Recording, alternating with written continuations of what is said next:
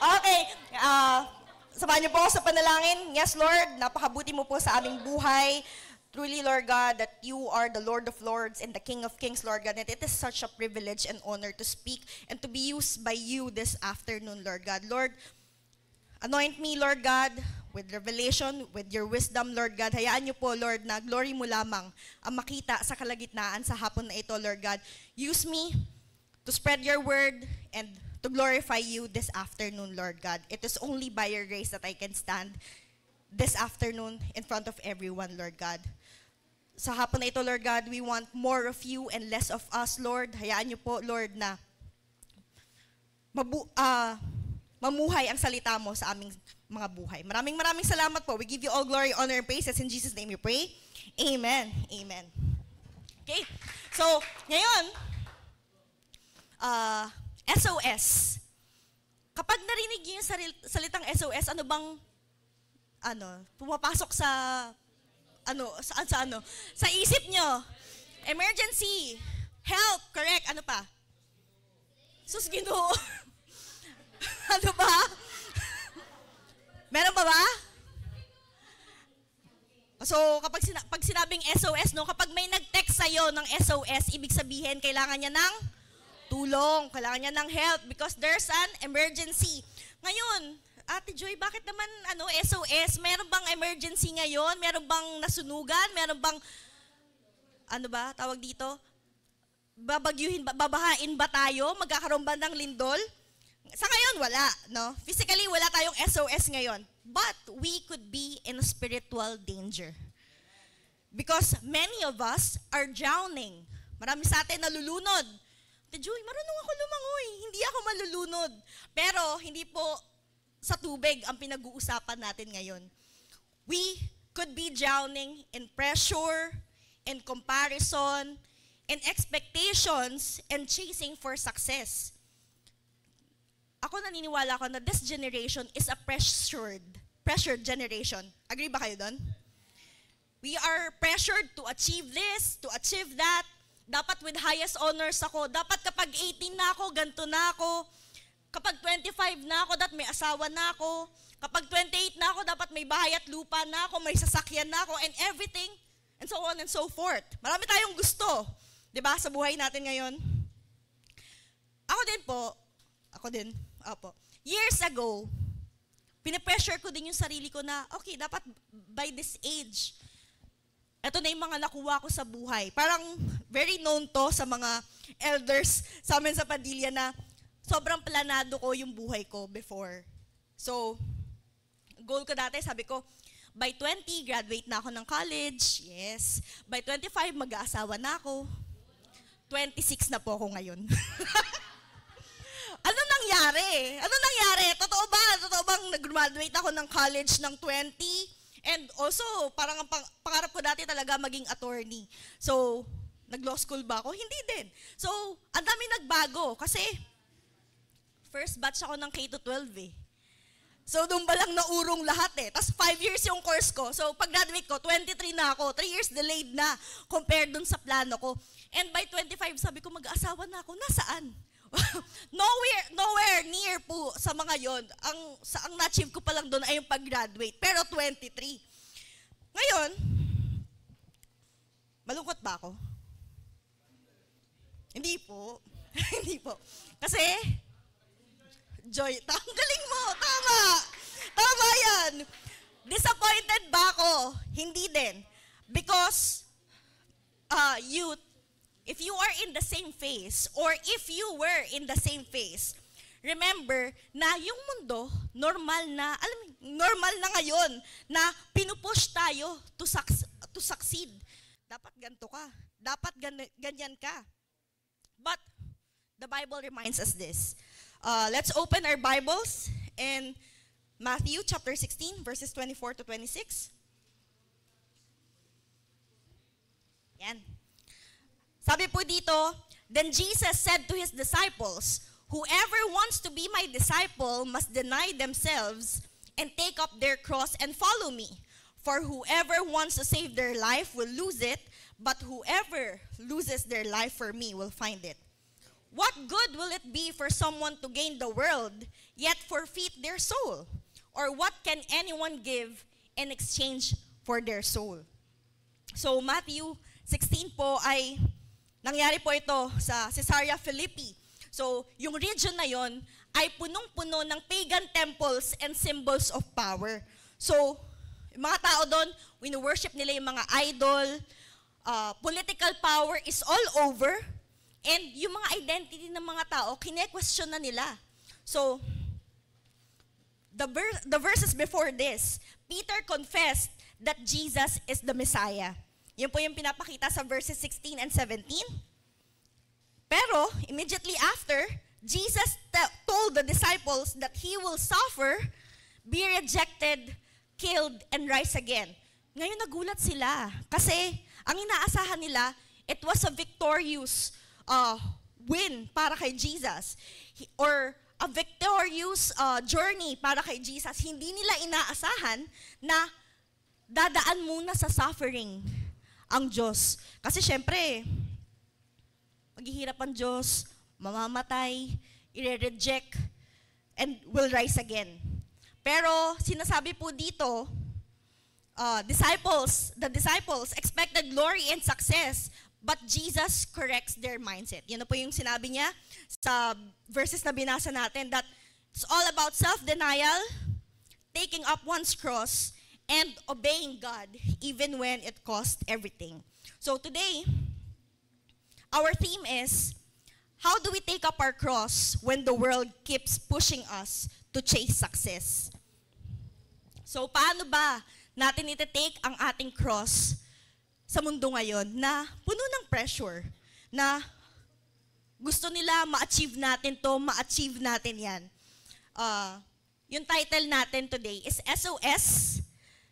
It is Soul Over Success.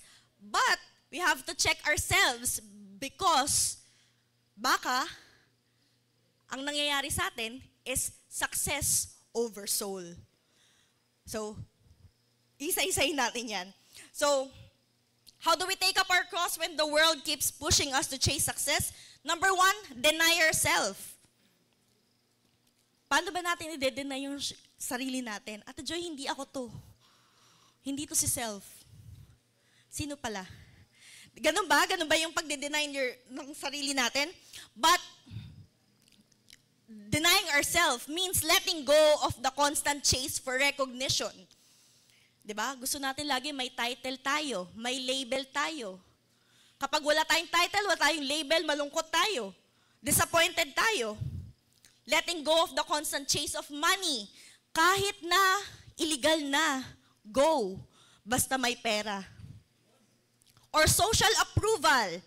To the point na nare-risk na or nako-compromise na yung integrity natin. Gusto mong ma-approve ka ng friends mo, isang shot lang. Isang shot lang yan, hindi mababawasan ang pagkakristyano mo niyan. And you will do it because gusto mo approve ka sa kanila. Kasi kapag hindi ka syumat, out ka na sa grupo nyo? Out ka na sa circle nyo? Remember that true discipleship begins with saying no to worldly pressures and self-centered ambitions. Now, ang mundo natin ngayon parang sinasabi nilang successful ka. Successful daw tayo by our status. Mayaman ba tayo? Politiko ba tayo? Or ano bang estado natin sa buhay? By wealth, di ba? And by influence. Gaano ba kadami ang followers mo sa Instagram, sa TikTok, sa Facebook? Ilan ba ang friends mo dyan? Nabot na ba ng 5,000? But God measures success by obedience, love, and faithfulness. And that should be the important ones to us. Dahil tayo po ay mga Kristiyano na. Hindi po yung world definition ng success. Kaya sabi po dyan, deny yourself, resist the world's definition of success. Kahit na sinabi ng mundo na ito ang successful, ito ang tunay na success, kung nako-compromise niyan ang katotohanan na sinasabi ni Kristo, hindi po yan ang totoong success. So, mga bata ngayon, no, or siguro kahit mga adult na, with the recent launch ng iPhone 17 Pro Max, di ba? Gusto, yan, biling ko na yan. Di ba? Yung mga trends, sa TikTok, ang daming trends, no? Medyo nakaka-bother, overwhelmed na, ang daming trends na, yung iba talagang fina-follow nila, even minors. Which is very dangerous. Kasi yung iba, film nila yung katawan nila, talaga namang na ko-compromise ang kanilang pagkatao sa social media. So, lahat ginagawa para lang mag-viral. Pero, these things can distract us from God's calling. Dahil marami pa sa inyo estudyante. Magsa-census muna pala ako. Sino po dito yung mga teenager pa? Yung totoo Talaga, just teenager. parang may nagulo na yung census. Teenager, yung totoong teenager talaga. Teenager, ayan. So, yung mga 20 to 25. 20 to 25, yan. Older than 25? Wow. Bakit ayaw magtaas nung iba? Grabe naman. Okay. So, di ba, minsan, mga estudyante ngayon, no, parang ang daming gusto nila laging merong with honors, with highest honors. Di ba? Yan ang gustong-gusto ng mga estudyante.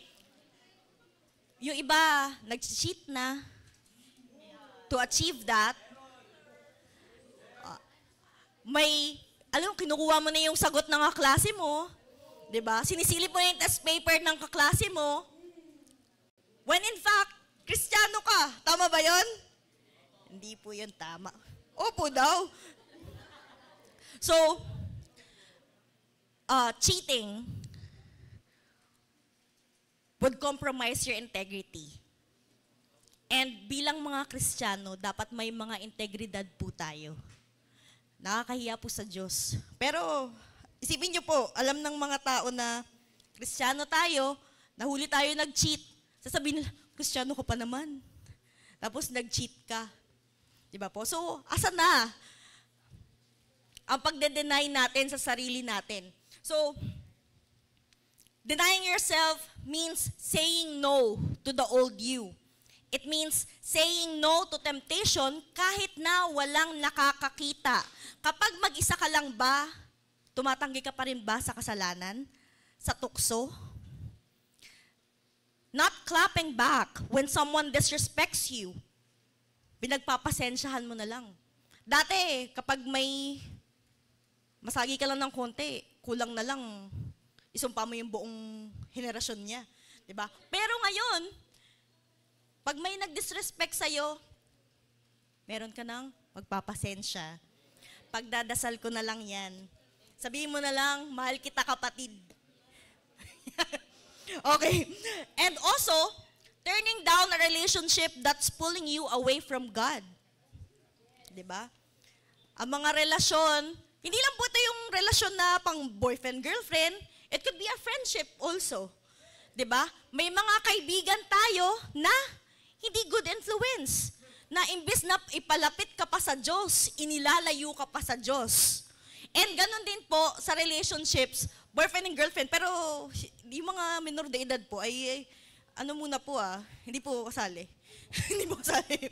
Okay, so, turning down a relationship that's pulling you away from God is very important.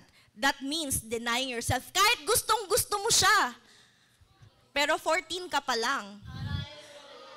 Ay, kahit gustong-gusto mo siya, pero nag-aaral ka pa. Diba? Kahit gustong-gusto mo siya, inilalayo ka nga niya sa Diyos. Diba? Sabi niya, magbaby time na lang tayo. Huwag ka na mag-Sunday service. Bakit ka pa aatin dyan? Mag-baby time na lang tayo. Mag-date tayo dyan sa, ano po bang mall dito? Ever? Sarado na. it also means choosing purity in a culture that normalizes compromise. Ang dami pong compromise sa generation na ito, na kapag virgin ka pa, at this age, kasalanan na. May nabasa ako sa threads nung isang araw na pumunta daw sila sa seminar ng mga magpapakasal. So, sila magjowa, ganyan-ganyan. Tapos maraming couples na nandun, sabay-sabay sila. Ngayon, napansin nila, lahat, yung mga nakasabayan nila, may mga anak na. May mga anak na lahat. Tapos, na sila, seminar para sa kasal. Ngayon, tinanong sila nung nagsiseminar, sabi niya, kayo, bakit wala pa kayong anak? Huh? At sabi niya, bakit kami na yung tinatanong? Pero dapat yung normal. Pero ang nangyayari, sila na yung tinatanong kung bakit ganun sila. So in this age, will we choose purity over those pressure? Next, controlling your anger instead of exploding on people. Medyo guilty talaga ako dito. Kasi nung bata ako, sobrang magagaliting ko talaga. Sobrang magagaliting ko talaga. Parang, ang dami kong nagawa. Parang nung elementary ako, nakakita ako ng classmate ko na direkta niyang kinokopya yung sagot ng quiz ko sa quizpad niya. So, nagalit ako. Kinuha ko yung quizpad niya, tapos pinunit ko, tapos tinapon ko sa basurahan. Sa harap ng teacher namin. Diba? Wala pong pagkocontrol sa anger.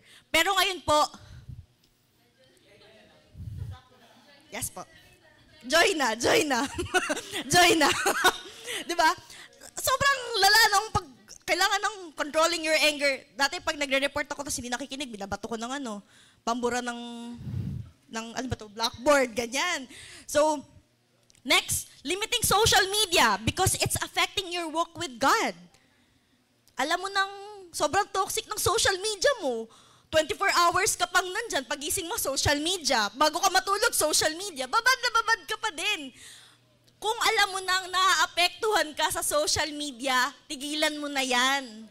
Limitahan mo na yan. Kasi alam nyo po, may mga tao na overly affected sa mga nababasa nila sa social media. Kahit na hindi ka nila yun, sinasalo talaga nila. Guilty din ako dito. Nung senior high ako, parang lahat ng nababasa ko sa feed ko, tungkol sa depression. So, akala ko, depressed ako. Pero hindi naman talaga. Di ba? So, kung alam mo na hindi yan nakakabuti sa'yo, tigilan mo na. Next, letting go of pride and admitting when you're wrong. Wow! Sobrang hirap. Sobrang hirap magpakawala ng pride. Hindi ko kaya to. Dapat tayo po ay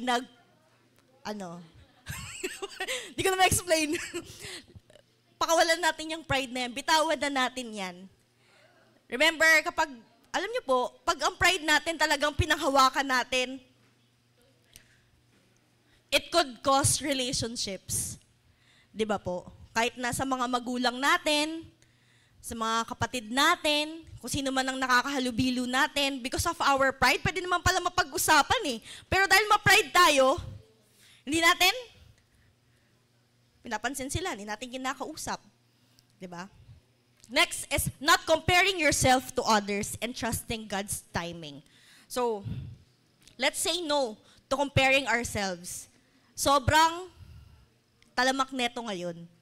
Diba? Buti pa si ganito, ganyan. Buti pa siya may bagong cellphone. Pero kakabili lang sa'yo 5 months ago. Buti pa siya may honors. Pero hindi ka gumagawa ng assignment. Diba? Buti pa siya na-promote na sa ministry. Pero hindi ka umattend ng practice. Diba? Sobrang dami. Diba? Kino-compare natin ang sarili natin sa ibang tao when in fact, may fault din tayo kung bakit tayo nagstay dito. And also, paano na yung mga tao na, for example, may mga 16 years old, kino-compare nila yung sarili nila sa 25 years old. Diba?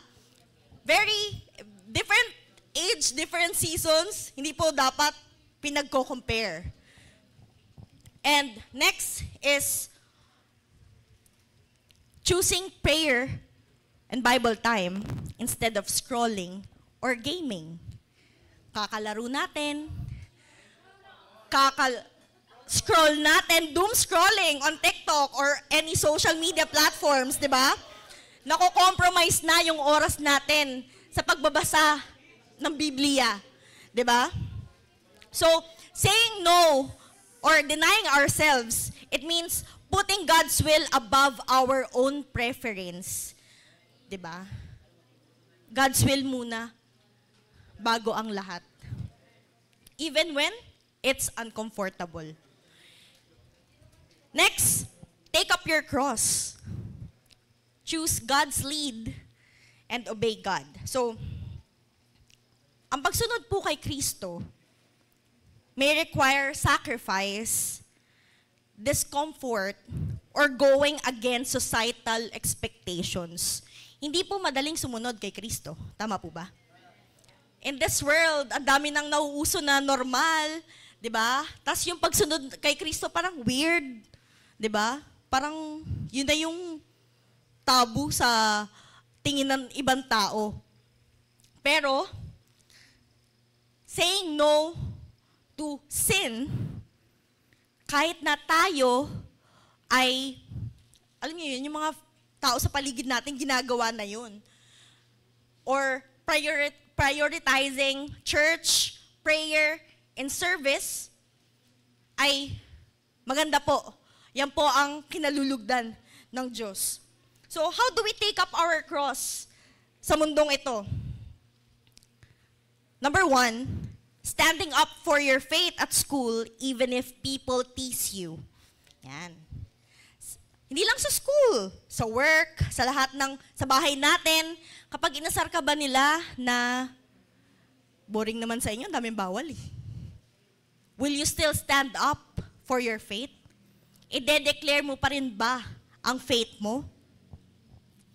Kapag binabash ka na ba sa pagiging Kristiyano mo, i-deklara mo pa rin ba yan? O itatago mo na? But taking up our cross means standing up kahit na tayo binubuli because of our faith, kahit na pinapersecute tayo dahil dyan, stand up for your faith. Take up your cross. Next is doing the right thing even when it costs you popularity. For example, sikat kang social media influencer. For example lang o kung may sikat mang social media influencer dito? Meron? Okay, so, sa mga nakikita natin na mga Christian influencer or social media personality, most of the time sa kanila, meron silang mga bashers sa comment na kino-contradict yung sinasabi nila, sinishare nila na Word of God. But then, nakita ba natin silang tumigil? No. Mas lalo silang nagpupursige. And dapat ganun din tayo. Kahit na hindi na tayo maging sikat, kahit mawala yung fame, dapat gawin pa rin natin yung tama. Kung ano yung tama. Taking up your cross also means forgiving someone who hurt you. Kahit na gusto mo talaga, hindi, gusto ko itong dalhin hanggang sa hukay. Talagang ito yung forever. Dadaling ko talaga siya sa hukay. So, when we take up our cross, magpapatawad ka. Kahit na hindi pa humingi ng tawad. Mahirap, pero alam niyo ba, sobrang gaan nun sa ating puso, sa ating buhay. So, kahit na gusto mo pang magalit, patawarin mo na. Kaya sabihin mo sa katabi mo, patawarin mo na yan. Okay. Next is serving in church. Taking up your cross when serving in church, paano ba ibig sabihin nun? Minsan, galing ka pang school, galing ka pang work, pagod ka na, busy ka pa, pero naglilingkod ka pa rin. That means you are taking your cross. Diba? Also, being a light online. Imbes na nagpo-post tayo ng mga thirst trap, ng mga mga TikTok dances. Di ba? Mag-post tayo ng Bible verse, ng mga bagay na nakaka-encourage. Sino yung sinishare mo? 12 signs na depressed ka. Ganon. 12 signs na hindi ka mahal ng kapatid mo. Ganon. Hindi ganon. Dapat ang pinopost natin online, ang sinispread natin online ay the truth of Jesus. Diba? Pinag-usapan natin yan last month lang sa Digital Revival. Also, choosing integrity. Nasabi na natin to kanina. Integrity kahit na anong mangyari. Kung mali, wag. Wag. Kahit na lahat ng tao ginagawa yan, kung hindi yan tama, wag na nating gawin. Minsan lang naman, te. Saglit lang naman. Hindi pa din po. Kapalit pa rin po nun ang integrity natin. Next is breaking away from toxic friendships to grow spiritually. Mga kaibigan natin, alam niyo po yung sinasabi na bad company corrupts character. Yes. So, yung mga kaibigan natin na, alam mo yun, pili tayong nilalayo sa pananampalataya. Huwag ka na mag-jump fest, mag-mall na lang tayo. Sunday ngayon, may pasok na tayo bukas, dapat sinusulit natin yung ano eh. Dapat sinusulit natin yung mga panahon na to eh. 'Di ba? Imbis na, uy, simba tayo, iba yung ginagawa eh. So, kapag ganon, syempre, sharean mo muna sila ng ng word. Okay, iwanan ko na tong kaibigan ko. Sharean mo muna sila. 'Di ba? Okay. Next is obeying parents even when you feel annoyed or misunderstood. Yan.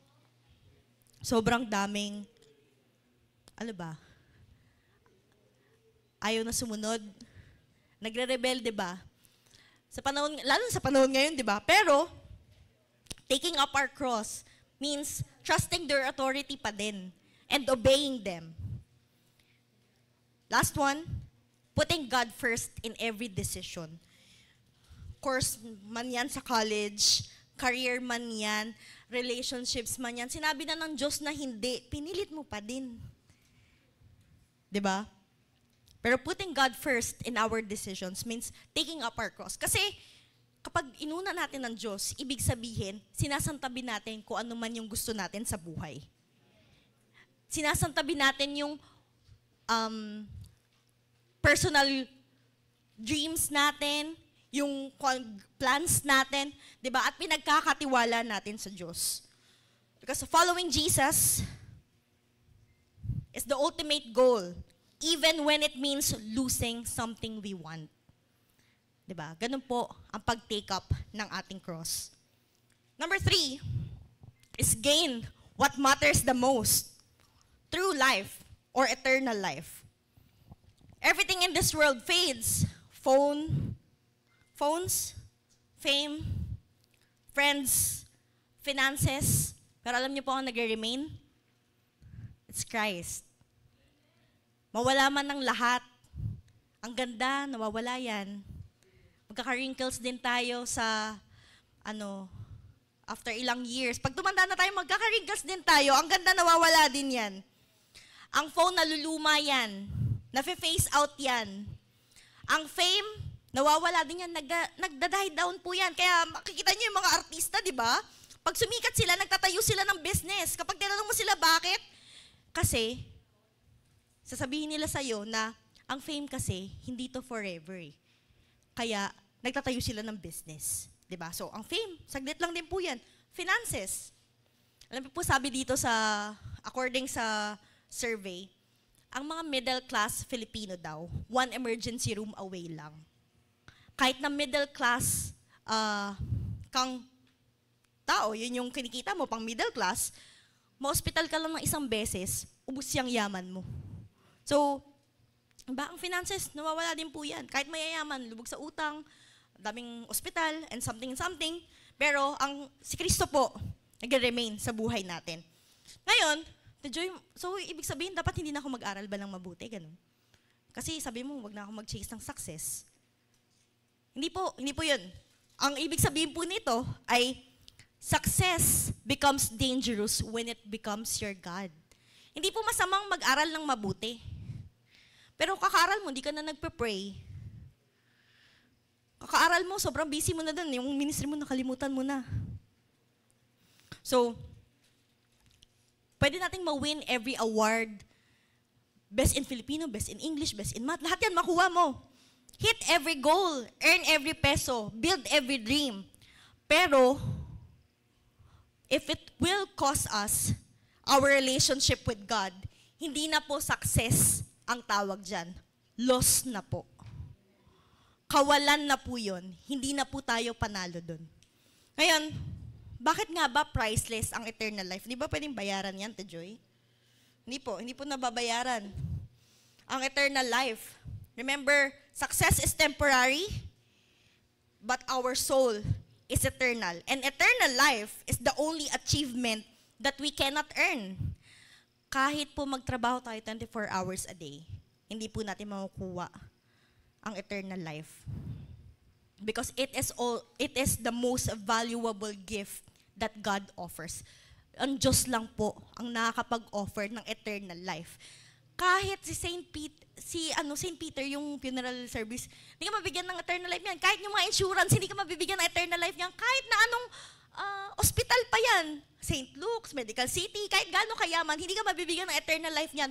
Diyos lang po ang makakapagbigay ng eternal life. Hindi natin yan makukuha sa kahit saan. You cannot swipe for it. Kahit na marami kang credit card, debit card, or mga loan apps, hindi mo po yan mababayaran yan. Hindi mo pwedeng pagtrabahuhan yan, hindi mo yan maaaral. Matatanggap lang natin yan kapag sinurrender natin ang buhay natin kay Kristo. Remember that losing our soul is the greatest loss. Gaining the world is worthless if it ruins our eternity. So, let this be a reminder that we should choose obedience over opportunity. Choose purity over popularity. Choose peace over pressure. And choose eternal life over an earthly applause. Because the heaven celebrates decisions the world ignores. Kahit na walang pumapalakpak sa'yo dito sa lupa, ang langit nagdiriwang para sa'yo. Sa tuwing pinipili mo ang Diyos. So, saying yes to God means saying no to some goals. Pero kapag tayo po ay nag-yes sa Diyos, panalo na po tayo. So, when we choose soul over success, we are choosing a joy that doesn't depend on achievements, a peace the world that can take, and a life that lasts forever. Now, to answer our theme, and in conclusion of everything we have discussed, how do we take up our cross when the world keeps pushing us to chase success? Let's see our big idea. Sabi po dyan, we lift our cross when we follow God's lead, not every goal, trend, or worldly need. The world shouts more, but Jesus says obey, and His way gives life the world can take away. So sabi po dyan, His way gives life the world can take away. Way lang po ng Diyos ang magbibigay sa ating ng buhay na hindi kayang kunin ng mundo. Now, let me end this with my personal testimony. So, recently, nung by June ata, nag-resign ako from my corporate job. And then, full-time freelancer na ako by that time. So, one client lang naman, pero matagal na kami. Matagal na kaming, tawag dito, client and VA, yes. So,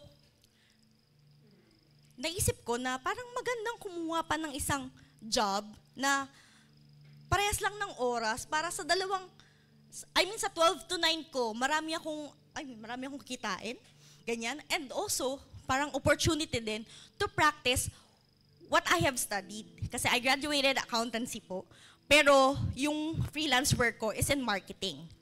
Medyo malayo. So sabi ko, okay, I will take this opportunity para ma-practice ko naman yung degree ko, kahit na nasa bahay lang ako. So, I got a client also. Wow, sabi ko, thank you Lord, kasi extra income. And then, ayun nga, parang may satisfaction kasi gamit ko yung degree ko eh. Pero, over time, parang everyday na lang, hindi ako mapakali talaga.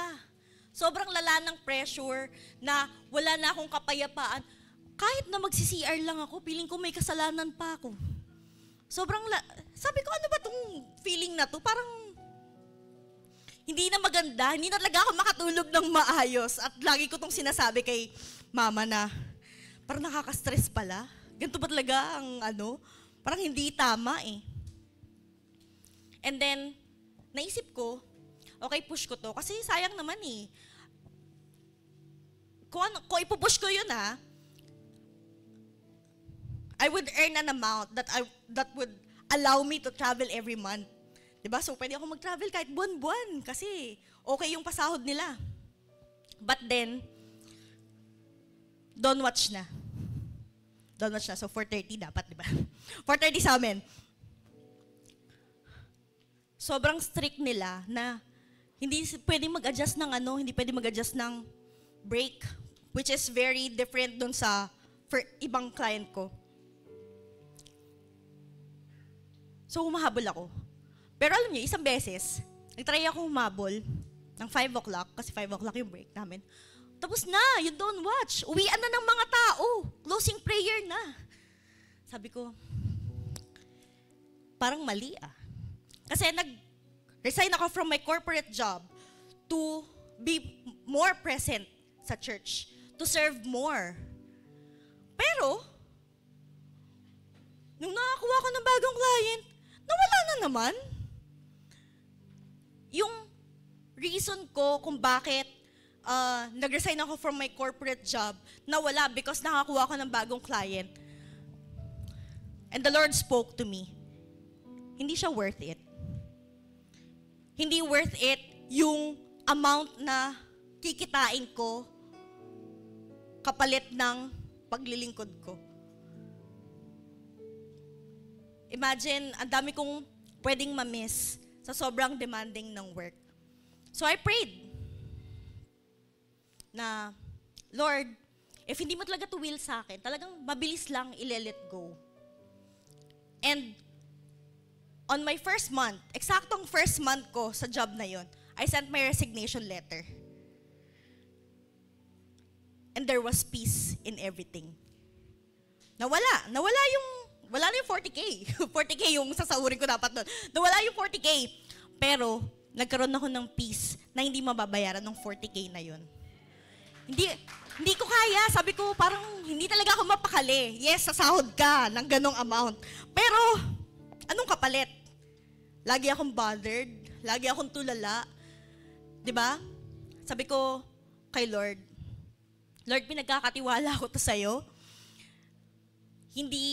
Mas pinili ko, sabi ko, yun ang gusto ko na masunod ang Diyos sa buhay ko. And, yun lang. Everything, sobrang dali kasi pag sinurrender natin sa Diyos, He will give everything. Peace na kailangan mo. Mawala man yung portion na yon, hindi ka niya pababayaan. Ngayon, tayo, ang bawat isa sa atin, ano bang chine-chase natin? During that time, I feel like I was successful already. Because I was working from home, practicing my degree, earning well, and that would allow me to travel every month just like everyone wants to, diba? I can support more. But that success could cost me my soul. Diba? Now, ask yourself, success or soul? Applause or God's approval? The world's praise or Christ's calling? Temporary gain or eternal life. Sabi ko, yung title natin kanina is Soul over Success. But it could be different for us, for each and every one of us. Baka iba sa atin, success over soul na pala ang pinipili. But this is a reminder that Jesus is sending us an SOS today. This is an emergency. But this is not to condemn us, but to rescue us. Emergency! Nasa emergency na ang mga kaluluwa natin in this world na ang dami nangyayari, puro compromise eh. Now, Jesus is rescuing us from that compromise. And He is reminding of who we are. Hindi po tayo for people, for God po tayo. Hindi po tayo for people's applause. We are for God's, di ba? Lumapit tayo, bumalik tayo sa Diyos. Now, let's be reminded of this. We can win everything the world offers. But if you lose your soul, you lose everything. Lahat yan pwede nating makuha. Pero kapag soul na natin ang nawala, talo na tayo. Amen? Samahan niyo po ako sa panalangin. Yes, Lord, we thank you for today. Thank you for your message, Lord God. Thank you for reminding us, Lord, that our soul is more important than our success, Lord. Thank you for giving us another chance, Lord God. And teach us, Lord, every day to deny ourselves, to take up our cross, and to follow you. Ayan you, Lord, na ang bawat isa sa amin dito, Lord God, may come for you and not for the world. Kung meron man sa amin, Lord, na nahahatak na ng mundo, we know that this message has spoken to each and every one of us today, Lord God. And you are rescuing us from the compromise that we have made. Lord, continue to guide us, Lord. Tunay nga na hindi namin magagawa ang mga bagay na ito kung wala ka, Lord God. Kaya we surrender to you, Lord, our plans, our goals, our dreams, Lord. Because lahat ng to, Lord God, ay wala kung hindi mo ito will sa buhay namin. Lord, let us choose our soul over success and anything in this world. Because our soul is eternal life. And everything in this world may fade, but you are the God that remains in us.